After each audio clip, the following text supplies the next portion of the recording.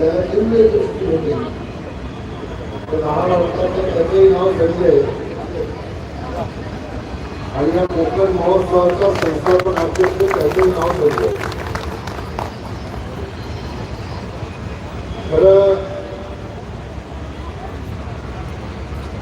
कोकण महोत्सव म्हणजे आपली संस्कृती, आपली परंपरा. आपण ज्या भूमीमध्ये बोलणार आहोत ती भूमी फक्त म्हणजे फक्त एक प्रदेश नाही, तर ती भावना आहे, ती संस्कृती आहे, ती परंपरा आहे.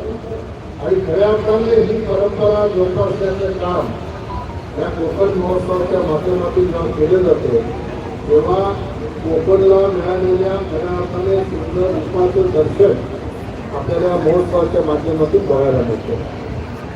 आणि म्हणून कोकणला जी देणगी आहे ती एका बाजूला अथांग समुद्र, दुसऱ्या बाजूला सह्याद्रीच्या पर्वतरांगा, मधोमध लाल माती, नारळीच्या बागा, फणसाच्या बागा, आंब्याचा दरवळ,